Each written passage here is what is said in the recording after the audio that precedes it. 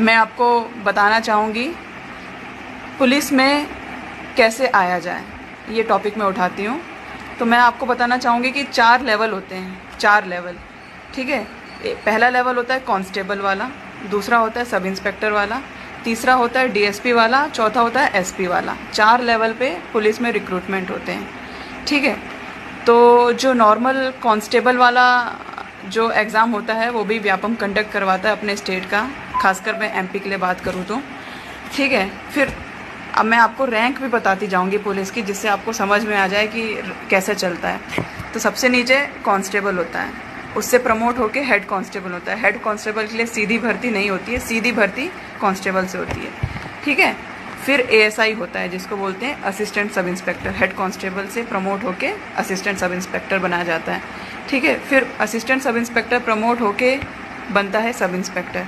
Sub inspector level पर direct भर्ती है, जिस भर्ती से मैं आई हूँ वो व्यापम लेता है, ठीक है। इसमें 2 आपके टेस्ट होते हैं, एक जनरल नॉलेज का होता है और एक एप्टीट्यूड का होता है, ठीक है। दोनों 100-100 नंबर के होते हैं। हमारा ऑनलाइन हुआ था, ऑफलाइन भी चलता था, लेकिन अब स्मार्ट इंडिया बन रहा है तो अब सब कुछ ऑनलाइन होने लगा है। तो आपको एक सब्जेक्ट आपका पूरा हिंदी इंग्लिश रहता है, जिसमें लैंग्वेज रहता है। तो अगर आपको एमपी पुलिस में आना है तो आपको हिंदी और इंग्लिश दोनों में आपको महारत हासिल करनी पड़ेगी। खासकर हिंदी 70 नंबर की आती है, इंग्लिश 30 नंबर की आती है। तो लूसेंट की हिंदी से ही मैंने पढ़ाई की थी। अगर मैं अपना बताऊं तो नॉर्मल लूसेंट की हिंदी आप कहीं किसी भी बुक स्टोर से ले सकते हो, और इंग्लिश भी आप बढ़िया पढ़ें, उसको तैयार करें, क्योंकि आज के ज़माने में जितना ज़रूरी कंप्यूटर का नॉलेज है उतना ही ज़रूरी इंग्लिश बोलना भी है। टूटी फूटी सही, लेकिन आप लोग बोलिए, इंग्लिश भी बहुत ज़रूरी है। और दूसरा पेपर हमारा जनरल नॉलेज का होता है। 200 नंबर के ये 2 पेपर होते हैं। इसको ये रिटन टेस्ट होता है। इसको अगर क्वालिफाई कर जाते हैं, उसके बाद फ़िज़िकल होता है। मैंने अपने फ़िज़िकल टेस्ट की तैयारी भोपाल के टीटी स्टेडियम से की थी, और उसमें 800 मीटर की रनिंग होती है, जो कि अगर मैं लड़कियों की बात करूं तो 3.5 मिनट में दौड़कर निकालना पड़ता है। और लॉन्ग जंप होता है, वो 10 मीटर का होता है, और शॉर्ट पुट होता है, वो 15 मीटर फेंकना पड़ता है। तो ये 3 था, मेरे लिए बहुत ही मुश्किल था, क्योंकि मैं इतना स्पोर्टी नहीं रही हूँ। मुझे स्पोर्ट से सख्त नफ़रत थी, सख्त नफ़रत। मैंने लाइफ में कभी दौड़ा नहीं, लेकिन जब से मैं पुलिस में आई हूँ बस मैं दौड़ ही रही हूँ। दौड़ दौड़ के घोड़ा बना दिया हम लोगों को, ठीक है। मैं एक बार आपको ये बताना चाहूँगी कि पुलिस डिपार्टमेंट डिसिप्लिन का डिपार्टमेंट है। तो ये बिल्कुल ही इंटेलिजेंट इंसान नहीं मांगते हैं कि बिल्कुल ही इंटेलिजेंट हो। पुलिस डिपार्टमेंट को घोड़ा व्यक्ति चाहिए, जो आदेशों का पालन करे और टुक टुक टुक टुक दौड़े। इसीलिए रिटन, फिज़िकल और इंटरव्यू होता है, ठीक है। तो फिज़िकल टेस्ट अगर आप पार कर लेते हो तो आपका मेडिकल होता है। उसमें जैसे लड़कों के लिए जैसे कितना सीना फुलाना हो, और हाइट भी नपती है। जैसे लड़कियों के लिए मिनिमम हाइट 5-2 इंच होती है, अलग अलग कैटेगरी वाइज वो रहता है। मुझे हाइट का कोई इतना इशू नहीं था, मेरी हाइट अच्छी है, नॉर्मल से अच्छी है। और वज़न नापते हैं। आपका नौकनी बहुत इम्पॉर्टेंट होता है, खासकर लड़कियों के लिए। मैं बता दूं, आप लोग पुलिस के सपने देखने से पहले एक बार घर में ही अपना ना नौकनी टेस्ट ज़रूर कर लेना। और फ्लैट फुट को टेस्ट करने का बेस्ट तरीका है कि आप गीले फर्श पे, पानी वाले फर्श पे अपने दोनों पैर रखो, और सूखे फर्श पर उस दोनों पैरों को रखो। हटाओ पैरों को और फिर देखो, अगर आपके पैरों के निशान जो एड़ी और जो उंगली है उनके बीच में थोड़ा गैप है तो इट मीन्स आपको फ्लैट फुट नहीं है। और अगर आपके पैर पूरे ही छप गए फर्श पे, इट मीन्स आपको फ्लैट फुट है, आप नहीं दौड़ पाओगे। तो अगर पुलिस के सपने देखने से पहले आप अपना खुद ही असेसमेंट कर लो कि आप कहाँ स्टैंड करते हो, क्योंकि कुछ फिज़िकल बाधाएं भी आ जाती हैं, फिर बाद में लोग बहुत रोते हैं। दूसरा होता है नौकनी का मतलब है दोनों घुटने जुड़ना। कैसे जुड़ना? अगर मान लीजिए ये आपका पैर है ना, ये उंगली वाला हिस्सा, ये एड़ी वाला हिस्सा, ठीक है। तो अपने दोनों पैरों को एड़ी से टच करके उंगली ऐसे खोल के रखना, वी बनाना अपने पंजों से। वी बनाने के बाद आप देखना कि आपके घुटने जुड़ रहे हैं कि नहीं।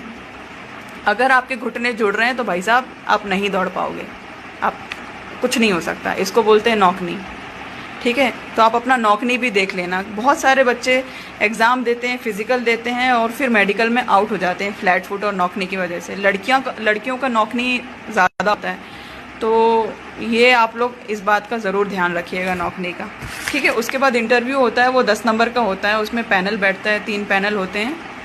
वो आपसे पूछेंगे वही पुलिस में क्यों आना चाहते हो, वही और आपका जनरल इंट्रोडक्शन, आपकी हॉबीज़। तो भैया रट के मत जाना, जो जेन्युइन हो वही बताना। जैसे कि मैं बताऊँ मेरी हॉबीज़ डांसिंग है, तो मैंने डांसिंग ही बताई थी।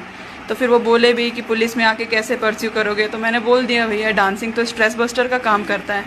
और सीरियसली जिसको डांसिंग पसंद है या गाना पसंद है या ऐसी भी कोई रिक्रिएशनल एक्टिविटी हो, पेंटिंग वगैरह हो, जो स्केचिंग करता हो, जो ऐसे व्यक्ति अगर जो स्ट्रेस में होते हैं ना, तो वो यही करते हैं। डांस करने वाले डांस करते हैं, म्यूज़िक गाने वाले गाना गाते हैं। मैं बताना चाहूँगी कि मैं जब मेरी ये जो पुलिस में आने का ये जो सफ़र है, ये मेरी माँ नहीं होती तो मैं आज आ ही नहीं पाती। मदर का बहुत इम्पोर्टेंट रोल रहा है मेरा कैरेक्टर बिल्डअप करने में।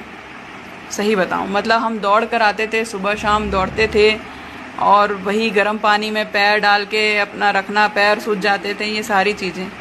तो पेरेंट्स का बहुत बड़ा रोल रहा है मेरी लाइफ में।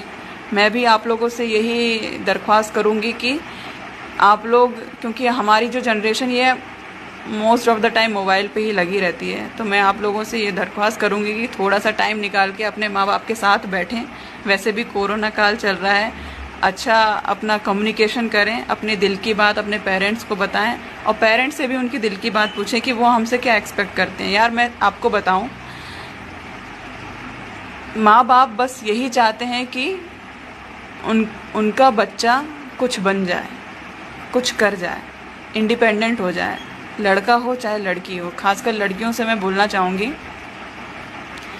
आप लोग फाइनेंशियल इंडिपेंडेंट ज़रूर होइए, किसी पे डिपेंडेंट मत होइए।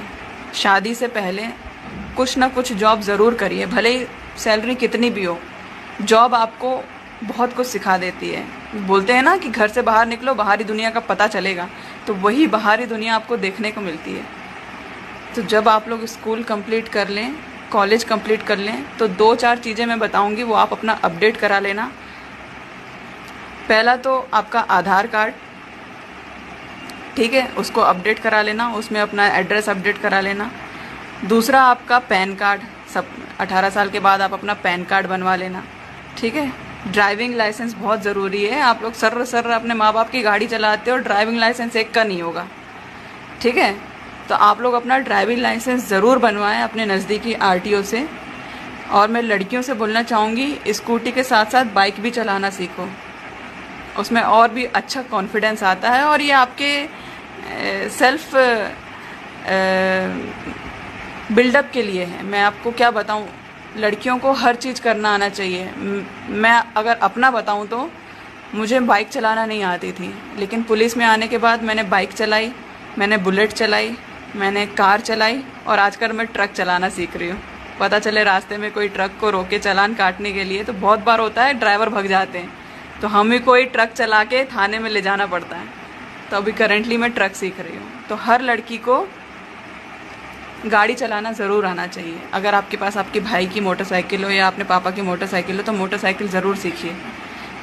आप बिलीव नहीं कर सकते हो ये कितना काम आता है, बहुत काम आता है, ठीक है। तो ये मैंने आपको बताया कि पुलिस में कैसे आया जाए, और इन्हीं बातों को विराम देते हुए बहुत समय हो गया, अब मुझे निकलना पड़ेगा। मैं यहीं पर अपना कंक्लूड करूँगी। आगे भी अगर कभी भी ज़रूरत पड़ेगी तो ज़रूर मैं आप लोगों से वापस रूबरू होंगी। तब तक के लिए जय हिंद, जय भारत, शुक्रिया, शब्बा खैर।